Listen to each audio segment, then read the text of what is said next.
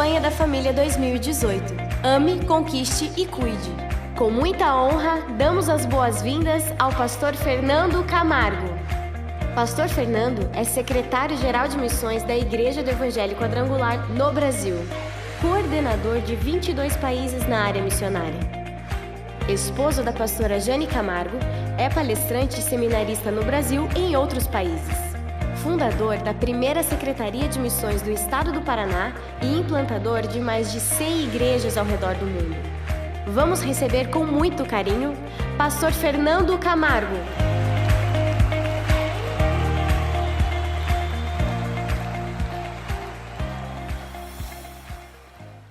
Boa noite, amados. Paz seja convosco. Amém? Vou pedir para você ficar só mais uma vez em pé, tá bom? Prometo que não peço mais. Você lê comigo a palavra de Deus e eu vou ficar em pé, né? Acho que no futuro a gente vai ter um banquinho aqui para os pregadores. Aqueles banquinhos altos, a gente senta assim, vai ser legal, né? Mas por enquanto os pregadores ficam em pé. Atos, capítulo 16, verso de número 25. Gente, aos que não me conhecem, faltou falar aí, né? Que eu sou aqui da primeira igreja, tá bom? Essa é a coisa mais importante para mim, essa é a minha casa, minha família, né? Para quem viaja tanto, é bom a gente pertencer, né? Então aqui é a minha família, aqui é a minha igreja, onde eu sou um dos pastores também. Atos 16, versículo de número 25 em diante. Por volta da meia-noite, Paulo e Silas estavam orando e cantando hinos a Deus. Os outros presos os ouviam. De repente, houve um terremoto tão violento que os alicerces da prisão foram abalados. Imediatamente, todas as portas se abriram e as correntes de todos se soltaram. O carcereiro acordou e, vendo abertas as portas da prisão, desembaiou sua espada para se matar, porque pensava que os presos tinham fugido. Mas Paulo gritou: não faça isso, estamos todos aqui. O carcereiro pediu luz, entrou correndo e trêmulo, prostrou-se diante de Paulo e Silas. Então levou-os para fora e perguntou: senhores, que devo fazer para ser salvo? E eles responderam: creia no Senhor Jesus, e serão salvos você e os de sua casa. Amém? Oramos. Pai querido, obrigado por essa noite, obrigado pelo privilégio que o Senhor me concede de estar na tua casa, com meus irmãos, com minhas irmãs, para compartilhar da verdade, do poder sobrenatural que emana da tua palavra, Senhor. Nesta campanha da família de 2018, Pai, nós pedimos uma unção, de um óleo fresco nessa noite agora, sobre a vida de cada um de nós, que a tua palavra seja poderosamente vivificada em cada coração, Senhor, e que os grilhões sejam quebrados, as portas se caiam, Senhor, e o evangelho adentre a nossa alma em toda a sua glória, em todo o seu brilho, em toda a sua exaltação, e nós sejamos instrumentos de graça para o Senhor nessa noite, como primeira igreja do Evangelho Quadrangular de Curitiba, Pai, e que a nossa vida, quando saiamos daqui nessa noite, não seja mais a mesma, mas ela seja marcada por uma noite de encontro com o Senhor, através do fogo, do poder vivo, sobrenatural da tua palavra, e que assim seja em nome de Jesus. Amém, amém. Você pode se assentar. Campanha da Família 2018, ame, conquiste e cuide. As três coisas caminham juntos, são impossíveis de ser separados. Quem ama quer ganhar, quem ama quer cuidar e assim por diante. São palavras que estão intrinsecamente ligadas. E esse texto, essa passagem que eu escolhi, bastante conhecida, Atos 16, 31, crê no Senhor Jesus Cristo e serás salvo, tu e tua casa. Nessa passagem, duas coisas ficam muito claras para a gente. A primeira delas é que a fé é a chave que abre as portas para a salvação. A fé é a chave que abre as portas para a salvação. A segunda coisa que fica claro nesse texto para mim é o poder da influência da nossa fé na salvação da nossa família. Vou repetir, é o poder da influência da nossa fé na salvação da nossa família.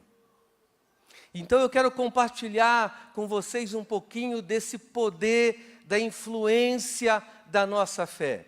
Como que isso age, de que modo isso conquista, de que modo isso traz frutos para o futuro na vida da nossa família. Meus pais tiveram 4 filhos, dos quais eu sou o segundo. Meus 3 irmãos, o mais velho e os mais novos, se focaram em estudar, em fazer a faculdade, e eu sempre fui mais focado em trabalhar, né? Estava trabalhando desde os 15 anos com meu pai, depois fora. Isso por si só já me tornava um pouco diferente, porque de 4 irmãos só eu trabalhava, né? Mas porque eu gostava de fazer isso. E eles estavam mais preocupados com a faculdade. Então, de algum modo, eu já era um pouco diferente na minha casa, né? E se não bastasse ser um pouco diferente, eu me converti ao Senhor Jesus logo depois dos meus 20 anos de idade. E até aí nenhum problema. A única coisa é que eu era o único convertido da minha família. Ninguém da minha família, nem da minha casa direta, nem os ascendentes de avós, de lados maternos e paternos, não tinha ninguém cristão na minha família.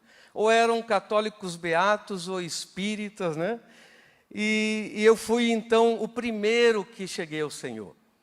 E você chegar ao Senhor numa família onde todos falam uma linguagem diferente, e você é apaixonado por Jesus, você querendo saber de Bíblia, você querendo saber de orar, é muito complicado você estar numa família sozinho, né? Onde você é um estranho no ninho. Parece que você é que ficou de fora. É uma sensação muito complicada. E eu me lembro que certa vez, já com poucos meses, me batizei nas águas, fui batizado no Espírito Santo. E nós morávamos numa chácara, trabalhávamos num sítio. E eu queria orar, né? Mas a nossa casa era pequena, então eu saí para o lado esquerdo da casa, descendo tinha um bosque. E eu pensei, era o meio da tarde, estava sol, e vou orar aqui, tranquilo. E tirei um tempo separado, me ajoelhei embaixo de um pinheiro lá e comecei a orar. Comecei a orar, e de algum modo fui tomado pelo Espírito Santo, e comecei a falar em língua estranha, e estava lá. E eu não sei se a minha mãe sentiu a minha falta e foi me procurar, e ouviu eu orando em língua estranha, ou se eu orava tão alto que a uns 100 metros da casa a oração estava chegando, que é o que eu imagino. Se alguém estivesse na varanda do jeito que eu estava falando língua estranha lá naquela tarde, eu acho que eles ouviriam. E aí a minha mãe falou com um pastor conhecido da família e disse o seguinte: será que não era bom internar esse menino?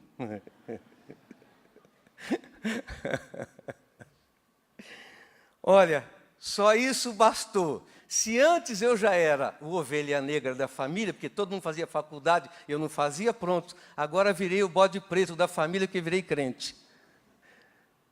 Porque, imagine, gente, há 30 anos atrás, hoje é bonito falar cristão, né? Mas há 30 anos atrás, crente, era um negócio assim, forte, né? E ninguém cristão na família. Mas Deus nos deu algo tremendo, e que eu não sabia, que não conhecia. Mas era o poder da influência da nossa fé na nossa família. Nesse texto que nós lemos, do carcereiro, bastante conhecido, no versículo 30 diz o seguinte: Então levou-os para fora e perguntou: Senhores, que devo fazer para ser salvo? Nós percebemos a fé desse carcereiro. A fé moveu ele. Mas a gente percebe também nesse versículo 30 que ele está sozinho. Então levou-os para fora e perguntou: que devo fazer para ser salvo? E eles dizem, né, o que nós já lemos: crê no Senhor Jesus Cristo e serás salvo tu e os da tua casa. Olha que interessante o versículo 32, que diz assim: e pregavam a palavra de Deus a ele e a todos de sua casa. Versículo 33, naquela mesma hora da noite, o carcereiro lavou as feridas deles e em seguida ele e todos os seus foram batizados. Versículo 34, então levou-os para a sua casa, serviu-lhes uma refeição e com todos os de sua casa alegrou-se muito por haver crido em Deus. No versículo 30, ele dá o passo dele de fé, de salvação. Mas no versículo 32, no versículo 33 e no versículo 34, cita claramente a família do carcereiro. Que coisa interessante! Ele começa sozinho no 30, recebe a palavra de Paulo e Silas no 31, e do 32 em diante ele não está mais sozinho. A sua família está ali com ele. Eu não sei se eles estavam perto, eu não sei se eles estavam na casa da guarda e acordaram com aquele terremoto. O certo é que nesse momento em diante a família dele está junto. Então a gente percebe o poder da influência da fé que havia no coração do carcereiro, que de algum modo que nós desconhecemos aqui no texto, alcançou toda a sua família. E a ele e a todos de sua casa, ele e todos os seus foram batizados, e com todos os de sua casa, todos, é completo. Alcançou a família desse carcereiro, através da fé dele, que começou nele, que nasceu nele, que fez ele pedir como que ele podia ser salvo. Essa fé, num espaço de tempo curto, influenciou a sua família. Mas a verdade é que esse poder de influência transcende o tempo. Independente de se é menos, se é mais ou se é muito tempo, esse poder de influência da nossa fé continua falando alto nos nossos familiares. Não é muito fácil, de jeito nenhum, você ser novo convertido, apaixonado por Jesus e sozinho numa família cheia de ímpios, onde todo mundo te acha meio esquisito e meio louco. Porque eles me achavam, só por respeito e por amor de mim, eles não diziam isso na minha cara. Mas que eles achavam que eu estava meio bambam, achavam. Eles achavam sim, só não tinha coragem de falar na minha cara para não ofender, né? Mas eles tinham uma desconfiança que eu não estava muito certo, que eu já achava meio esquisito, né? E aí a coisa piorou. Mas o poder da influência da fé em meu coração, que Deus colocou, que Jesus colocou, começou aos poucos a tocar a minha família.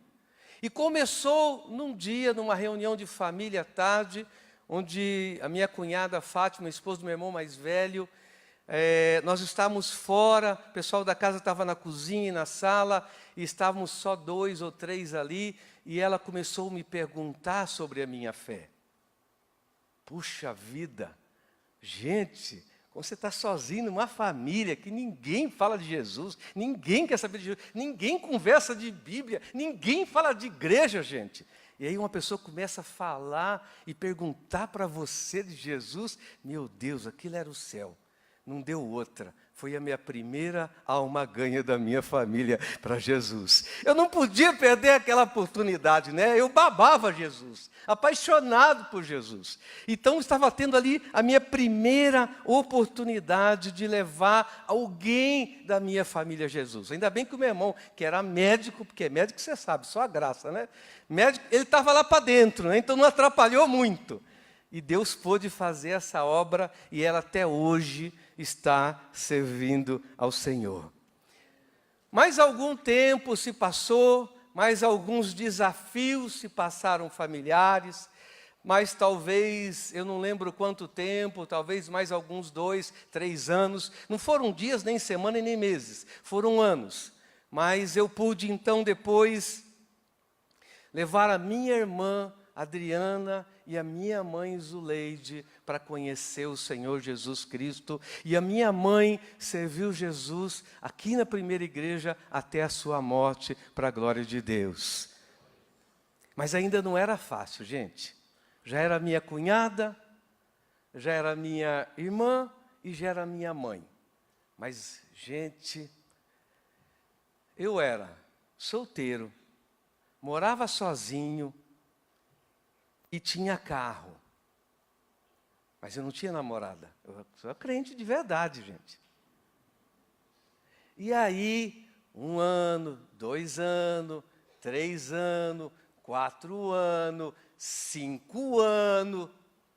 Gente, era ter churrasco na família, já vinha aquela gozação. Fernando está namorando aquele outro pastor. Já estavam achando que eu era frufru. Gente. Não estava acostumado a ver homem sozinho com um carro, morando sozinho num apartamento e não ter mulher, não estar com namorada. Mas não, gente, não tinha. Né? Então era um desafio os encontros de família. Né? Era um desafio aquela gozação, aquela zombaria. Até hoje eu fico pensando a graça de Deus, que mesmo com isso eu nunca perdi as estribeiras. Não sei como, só a graça de Deus que é poderosa, e eu nunca revidei, ou nunca me levantei de um modo agressivo, eu zoava, eu fazia de conta que não tinha entendido, mas a coisa não era fácil, gente, a coisa era um desafio, é uma guerra constante, próximo da gente, né? 2 Timóteo, capítulo 1, verso 5. Paulo falando a Timóteo: recordo-me da sua fé não fingida, que primeiro habitou em sua avó Lóide e em sua mãe Eunice, e estou convencido de que também habita em você. Recordo-me da sua fé, que estava em primeiro na sua avó Lóide, depois na sua mãe Eunice, e estou certo que também habita em você. Esse moço, esse jovem incircunciso, né, de pai grego, Timóteo, através da fé da sua mãe e da sua avó, ele conheceu as Escrituras. E ele não só conheceu as Escrituras, como ele veio se tornar depois um dos mais importantes líderes da igreja neotestamentária. Um moço provavelmente tímido, com certeza de saúde muito frágil, mas foi através desse moço que uma liderança cristã nova foi formada. Ele se tornou não só pastor, mas um superintendente e depois um bispo de pastores. Esse jovem foi um dos grandes apoiadores do ministério de Paulo. Esse jovem fraco, esse jovem tímido, esse jovem frágil de saúde, mas as Escrituras produziram nele um homem de verdade, um homem íntegro, um homem santo, e um homem que Deus usou de uma forma tremenda para a liderança da igreja neotestamentária. Se você quer ouvir diretrizes para a liderança de vida cristã, você não pode deixar de conhecer 1º e 2º Timóteo. São 2 cartas que dificilmente eu deixo de usar quando eu vou compartilhar com líderes ou com pastores. Por os ensinamentos que estão na vida de Timóteo, passados por Paulo. E eu também daí me lembro de quando a minha avó materna, Josefina, com PH, gente. Josefina com PH. Católica, a vida inteira católica, e nos seus 85 anos contraiu um câncer de fígado incurável, e os médicos mandaram ela para casa, então ela ficava só numa cama, na sua última semana de vida, e ela já não podia comer e nem beber, então se molhava os lábios dela com algodão, né? E ela era católica, mas ela me conhecia, sabia quem eu era desde menino, conhecia a minha fé e conhecia o Deus que eu servia. E para meu espanto, a minha mãe disse: a tua avó está te chamando e ela quer falar com você. E eu fui até lá, né, numa tarde, sentei ao lado da cama dela. Ela era muito querida, muito especial. Além de ser ovelha negra, bode preto, para ela eu era o gato preto. Ela sempre chamava eu de pequeno o gato preto dela, né? Aí ela disse assim para mim: eu quero entregar minha vida para Jesus e quero que você me batize. Eu não podia tirar mais ela da cama naquela idade, então pedi uma bacia, joguei água na sua cabeça e batizei ela. E segurei ela nos meus braços, chamei minha mãe e ela descansou, apagou como um passarinho. Foi para a glória com Jesus. O presente que Deus me deu, levar a minha avó ao Senhor nos seus 85 anos de idade. Eu nunca imaginei, nunca deu bola quando eu falei de Jesus. Nunca prestou atenção quando eu falei da Bíblia. Eu achava que não estava fazendo nada. Mas o poder da influência da fé que está em você está falando mais alto do que você imagina. Alguns anos depois, meu pai, no seu leito de morte, e eu cheguei perto dele, eu era a pessoa que ele mais queria que ficasse com ele. Eu nunca vi meu pai falar nada de Jesus e coisa alguma, então ele estava bem mal, achamos que ele não passava por outro dia. Eu perguntei: pai, o senhor quer se confessar? Porque católico entende, o senhor quer falar alguma coisa para Deus, né? A gente pode orar junto aqui, né? Não lembro nem o que eu falei para ele. Ele falou: não, eu estou bem. Eu falei: pai, o senhor tem certeza, né? O senhor não quer entregar a sua vida para Jesus? Mas eu já entreguei. Mas como, pai? O senhor lembra que dia? Lembro. Quando foi? Foi um dia, sim, fazia pouco menos de um mês. Ele estava ouvindo um programa de televisão, e não sei se era o Elcio Soares ou quem era, e na oração ele entregou a sua vida e aceitou a Jesus Cristo.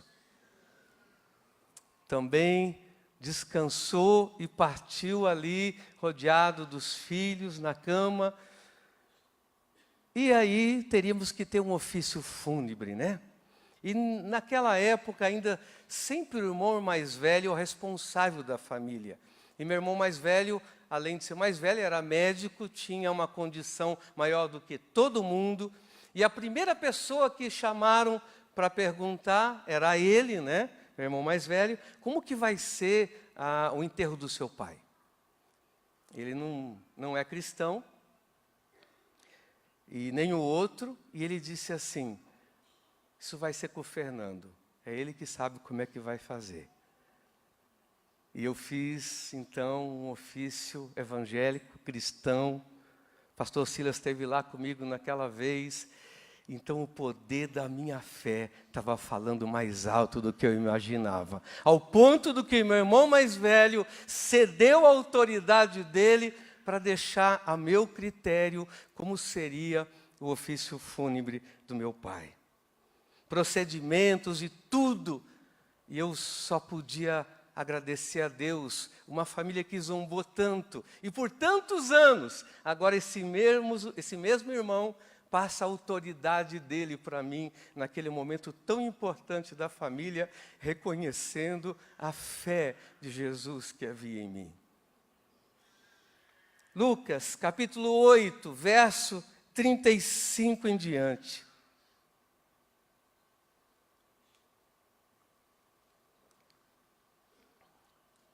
E o povo foi ver o que havia acontecido. Quando se aproximaram de Jesus, viram que o homem de quem haviam saído os demônios estava sentado aos pés de Jesus, vestido e em perfeito juízo, e ficaram com medo. Os que o tinham visto contaram ao povo como o endemoniado fora curado. Então todo o povo da região dos Gerezenos suplicou a Jesus que se retirasse, porque estavam dominados por medo. Ele entrou no barco e regressou. O homem de quem haviam saído os demônios suplicou-lhe que o deixasse ir com ele. Gente, essa passagem é bastante conhecida, é a passagem da libertação daquele gadareno, daquela região de Gadara, onde Jesus foi, e houve aquela grande libertação, aquele homem que era possesso de uma legião, que não usava roupa, que vivia nu, que vivia em cemitério, que ninguém prendia ele. Então, esse é um momento fantástico, sobrenatural, que Jesus encontra aquele homem, e aquele homem é completamente liberto por Jesus. E no momento de liberto por Jesus, os versículos seguintes diz que quando a comunidade chegou, encontrou ele vestido, ele andava nu, assentado, calmo, emocional e em perfeito juízo. E eles ficaram muito impactados com isso. E esse homem liberto, então, quando viu que Jesus entrou no barco e que Jesus estava indo embora, sabendo o que esperava ele, pra você ter uma ideia, a comunidade pediu que Jesus se retirasse. Não dá para entrar nesse ponto agora por algumas razões, entre elas pelo apego ao materialismo e outras coisas, aquela comunidade pediu para que Jesus saísse de lá. E aquele homem que tinha sido liberto já estava quase pulando no barco com Jesus. Ele queria ir embora com Jesus, porque ficar ali na comunidade dele, na família dele, todo mundo ímpio. Olha o que Jesus diz para ele. Mas Jesus o mandou embora dizendo: volta para casa e conte o quanto Deus fez a você. Assim o homem se foi e anunciou na cidade inteira o quanto Jesus tinha feito por ele. Vá e volte à sua casa e conte quão grandes coisas Deus tem feito na sua vida. Você não vai comigo, você vai voltar para a sua casa. Sabe, queridos, talvez Jesus esteja mais preocupado com os teus familiares que não aceitaram Jesus do que você mesmo. Sem levantar a mão, quantas reuniões de família sua você não quis ir? Porque você diz: o que eu vou fazer lá? Eles bebem, eles fumam. Eu não vou, eu não quero ir para a reunião da minha família. Mas Jesus disse para aquele homem liberto: volta para a tua casa, eu amo a tua casa. Volte para a tua casa e conte quão grandes coisas Deus fez por você. Sabe, não fuja jamais das festas da sua família, não fuja das oportunidades, não fuja dos ex-amigos, hora de tempos de bebida ou de vício, não importa, não fuja.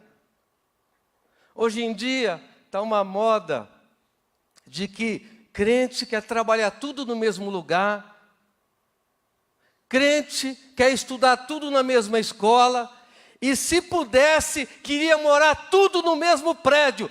Deus que me livre, gente, porque aguentar crente é só Jesus. Isso é coisa do capeta, gente. Porque Jesus não precisa de você numa família onde todo mundo serve a Ele. Ele quer você na tua família, naquelas pessoas que Ele ama e que Ele deseja alcançá-las. E através do poder de influência da fé que habita em você, a sua família toda pode ser alcançada e transformada para a glória de Deus. Todos. Pode demorar meses, anos. Ontem, pela primeira vez na vida, meditando, anteontem, eu conversando com a Jane, começamos a contar quantos são cristãos na minha família. E são 19. Eu disse, meu Deus, para quem começou sozinho, para quem nunca via nada acontecer, ninguém acreditava em mim, mas o poder da influência da fé que havia dentro de mim estava alcançando a minha família. O poder da influência da fé que está em você pode alcançar todos, a tua família e os teus herdeiros futuros. Hoje eu estava falando de uma irmã aqui à tarde, que por algumas circunstâncias, jovem, apaixonada por Jesus, chamada para o ministério, acabou fazendo um casamento muito mal. Casou com um homem que não temia a Deus. Pagou um alto preço por isso. Pagou um alto preço. Mas ela nunca desistiu da fé em Jesus. E ela continuou com todo o seu coração. E hoje todos os seus 3 filhos são membros aqui da primeira igreja para a glória de Deus. Porque a fé que havia no coração daquela mãe. Gente, quantos de vocês já ouviram o pastor Silas testemunhar aqui de que ele foi alcançado não por uma pregação de púlpito?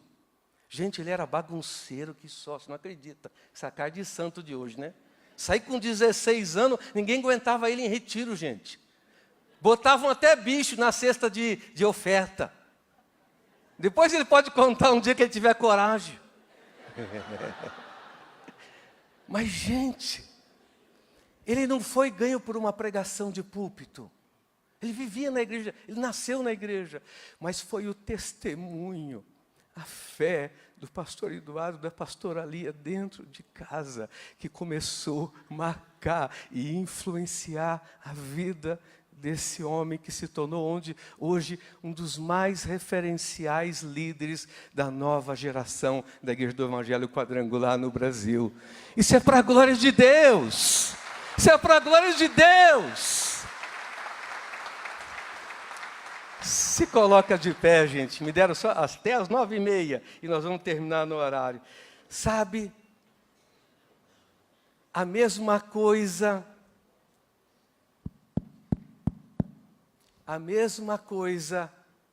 que Jesus disse para aquele endemoniado liberto. Você não vai comigo, você vai voltar para a sua casa e vai contar quão grandes coisas Deus tem feito. Essa é a mesma palavra que eu profetizo sobre vocês hoje. Em nome de Jesus, volta para a sua casa nessa tua fé e espere, porque Deus fará grandes coisas na tua família. Volta para a tua casa e creia, espere, e Deus fará grandes coisas na tua família. Amém? Olhe para o seu irmão, nos olhos dele, e disse, volte para a sua casa nessa tua fé, e creia, e espere grandes coisas de Deus. Aleluia. Você acredita nisso? Você pode aplaudir o Senhor? Aleluia. Glória a Deus. O mesmo Deus continua aqui. E eu quero orar por você nesta noite. Queria que vocês fechassem um pouquinho os teus olhos.